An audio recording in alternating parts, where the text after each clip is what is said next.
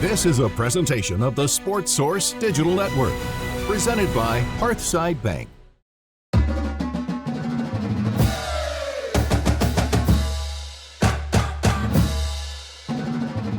Welcome into the Sports Source Digital Network. John Pennington, joined by Vince Ferrara, by Kevin Simon, by Tyler Ivens, 99.1, VFL, 99.1, just a guy. So, I want to talk about the biggest rumor that popped up during SEC Media Days. Lane Kiffin leaned into it. Greg McElroy leaned into it. Kirby Smart laughed it off. Paul Feinbaum literally laughed it off. And that is Nick Saban wants to get back into coaching. He's coming back. That got me thinking. If Nick Saban decided, let's just play along with this hypothetical. Okay. Nick Saban is coming back. He and Miss Terry have said, I got to coach. I can't sit on the couch anymore. So you're going back into coaching, and there's one school he's always wanted to coach at. He's always wanted to wear that orange. Dream school. Yeah, his dream school is Tennessee. And he calls you. You're the athletic director. You have replaced Danny White. And he calls you and he says, Heupel's a good coach, but I want to come to Tennessee and be your coach. Now, this is a hypothetical just for fun. In fact, I will go ahead and say Nick Saban would be the only coach I would even consider. I'm not saying I would do it. I would consider it. I wouldn't consider it with anybody else. So this is not an anti-Heupel segment. It's simply a thought exercise. So, would you or would you not, who should I start with here? You're chomping at the bit, which makes me want to make you wait for it. But okay. I'll go with you. No, go. Would you or would you not, if you were the AD, get rid of Josh Heupel to bring in who I believe is the greatest football coach, maybe Paul Brown, maybe Vince Lombardi. That's it in my mind. The greatest football coach in college ever, at least, maybe the entire sport, Nick Saban. Would you make the change? No chance in hell. Why, Tyler? You have to show your work. He's 73 years of age. Historically, it has been shown the magic number for coaching in the age of coaches where the production and the winning percentages just start bottoming out. 74. For whatever reason. But we're now in a world where people work longer. I hear you. I will just say, so you're saying college football coach is tougher than president of the United States? Yeah, sure. Because we keep voting in 78-year-old men. So here's my thought process on this. If he comes, he's not going to stay. In this hypothetical world, he's going to be there a max 2, maybe 3 years. So would you rather stop the momentum of all the success that the current man that you've had, recruiting, taking you out from under the dark cloud, because you got to take all that into consideration. I know we live in a what have you done for me lately world. You're really going to stop this momentum, stand in front of the train tracks and go, whoa, we need you to get off for about 36 months and we'll come back around.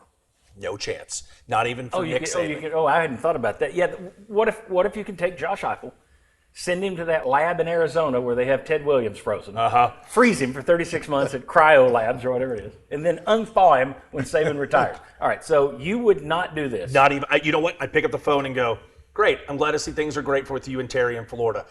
I'm going to have to get off the phone and talk to you later. I'm not even playing it up. No chance I would let that happen in a hypothetical world. Anybody here call? Fight me on it. So, obviously, you're going to pick the phone up. Sure. You're going to have a conversation. What's up, buddy? Josh, I love you. But, Coach Saban, what staff can you put together? Who you bringing? If you think he can get the guys he wants. Defensive coordinator Jeremy Pruitt. Well, that's probably going to be. That would work against him. Yeah, that's probably not going to go right. But you know what? So on a knee jerk, when you hear it, it's like, well, this guy's the best coach you ever coached. Sure. Yeah. Sign him up. Yeah. But when you consider what you were just saying, in terms of this being a short period bridge, you probably need to stick and dance with who brought you to the prom. Did he drop off at all? I don't think he did. His last year, he's in the playoffs, and he lost, by a touchdown to the eventual national champion? No, he did not. He didn't drop off. And his name speaks volumes across the country. Kids want to play for Coach Saban. That's right. But there's this factor. You give Nick Saban 30 days to prepare for you, Here's your bowl destination, national championships on the line. We'll see you coming up in January here at the beginning of December. You give that man 30 days, he's going to outcoach you in a bag, and he's going to hoist up a title and steal another ring from you. You got to win 4 games in 5 weeks, 6 weeks during this new format. I'll say it right now, and I don't want to get off topic. I don't know if Coach Saban will be as successful in today's format, 12 teams, maybe 16 of the college football playoff, than he was when it was 4 or 1 and done. You're in the BCS title game. Yes, he will. I appreciate your zeal, but do we feel Heupel guarantees that? If I'm picking one of the, again, I like Josh Heupel. So there's only one coach I would. Yeah, this is the only coach I would even consider this is Nick Saban, because I do believe. Here's the other thing: he goes to LSU, it took him 1 year. He goes to Alabama, it takes him 1 year. It's quick, baby, and I'm not so sure he can't take your roster and do more with it than Josh Heupel can. And I say that meaning I'm not so sure there's anybody. If I gave him Ohio State, I'm not so sure he couldn't do better than Ryan Day. If I gave him Texas, I think he could do better than Sarkisian. The track record for this guy is unbelievable. The longevity, the year after year, and unlike a guy like, I mentioned Paul Brown and Vince Lombardi, they didn't even have free agency. They had the same team every year. Nick Saban's got a different team every single year. It's unbelievable what he did. I don't think I would do it, but I would be torn. I would be staying up late at night, sweating it. It would be 51-49. No, I think. But boy, if it was really sitting there, I might flip that 2% and go the other way. But I don't. It's very close. Vince, what's your call? No, that's the boat I'm in. I certainly wouldn't take the response of there's no chance. Absolutely, there's a chance. You consider it, you think about it, you have to visualize down the road, okay, if it's a short-term tenure, what does that do to have to restart? Oh, by the way, what if we restart and we can't find someone at Heupel's level? Where does that send your program year after year? What if he doesn't cash in down in his short term? So there's a lot of factors you have to. That credit card's got to be paid off eventually. Oh, let me go ahead and just continue to be the pot-stirring devil's advocate that a good host should be, which means it's rare for me to do anything that's wise. I'm not a good host. In terms of Saban, if you got him, and he was here 4 years, so he retires at 77. Okay. He's here 4 years. He wins you a national title in year 4.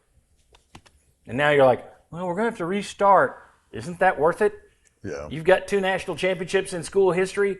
All the things, the ride up with Philip Fulmer and then the ride down with Philip Fulmer doesn't change that national championship that everybody who's old enough to remember it still gets glowy in the face about it. Okay. So if he guaranteed you a national title, would you do it? If we're living in this total fantasy world, the inception of a hypothetical inside of a dream, it's inside of the hypothetical dream.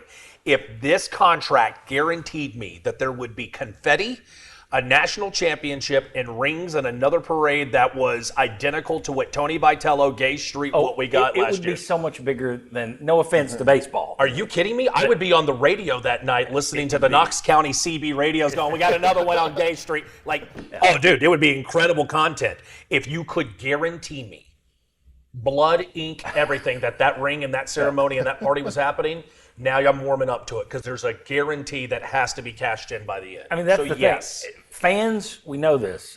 Famously, John and Jimmy took a call from somebody right after, it was like a month after Tennessee wins the national title, and they're complaining about Philip Fulmer's recruiting. Oh, yeah. So the bottom line is you can win that national title, and the next year it's, what about this year? That was last year. What about this year? So I get that. But in the grand scheme of things, if you're being rational, wouldn't you trade one title for like 5 years of suck down the road? I think I would, just to have another title. Not to mention the fact, I think if Saban builds it to where you got a national title, I don't think you're going to have a problem finding somebody to come in here. But who knows?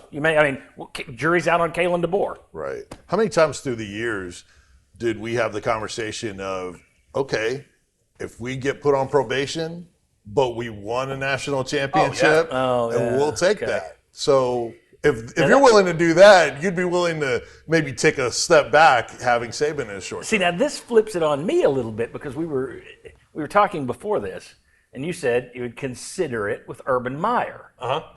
that is a guy I would not consider, even if you told me national championship guaranteed, because he would leave the program with the equivalent of an STD. Yeah. It would be a filthy program. You would sell your soul you'd bring in bad people to coach, you'd do bad things, you'd have players getting in trouble. No, that part makes it different for me. Ohio State's doing pretty good.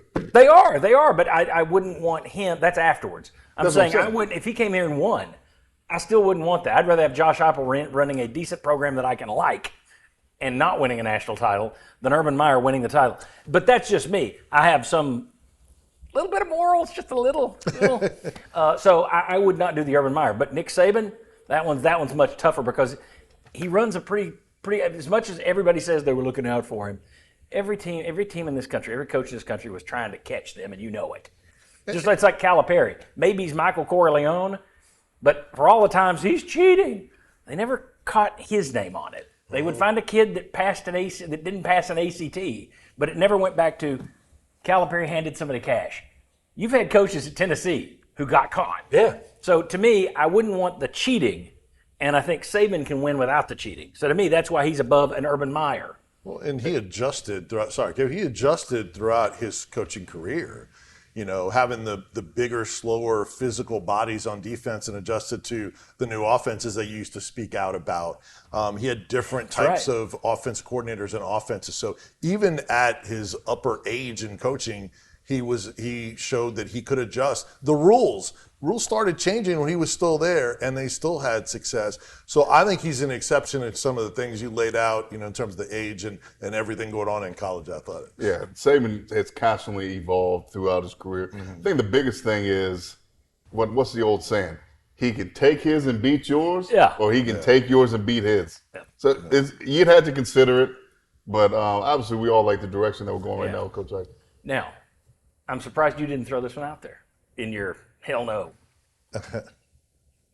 Heupel, last 3 games against Saban? You said 51-49, and I sat there and I went, that's funny, because didn't he 52-49 him when he was still there? Beat him 2 out of the last 3 times. I didn't want to get cliche. Yeah. I didn't want to get cute. But no, that's not get cute. That's simply throwing it back in our face. That's a good point. I mean, he did beat him 2 out of 3 years. Now, there's also a difference between head-to-head and I mean, the years you beat him, he still wound up in the playoff, I think, one of those years. What if you could convince Heupel to be the offensive coordinator while Saban's here? Done, for 2 easy, years? easy. Just we'll pay you the same. We'll pay you $10 million as an offensive coordinator. You just work for Saban for 3 years, then it's your program again. Right. Yeah. Now that's interesting. So what I want you to do, thanks to all you guys. Thanks. What I want you to do is I want you to hit the thumbs up button if you enjoy this kind of nonsensical fairy tale. Hit the bell, ring the bell. That'll tell you when we put up more of our crazy, what I call it, thought exercises. You can also hit subscribe, which helps us because it tells people, hey, somebody likes this channel. Let's tell other people. And then the big thing is, what would you do if you're the AD at Tennessee and Nick Saban, which it wouldn't happen, Nick Saban's going to call and say, I just have to coach Tennessee. Would you make that change? Is he too old? You can't stand him? There's no guarantee of winning? Or would you say, do it? I like Heupel, but come on, are you crazy? You tell us. Put it right there in the comments section. We may use some of them on a Sunday show this week. See you the next time right here back on the Sports Source Digital Network.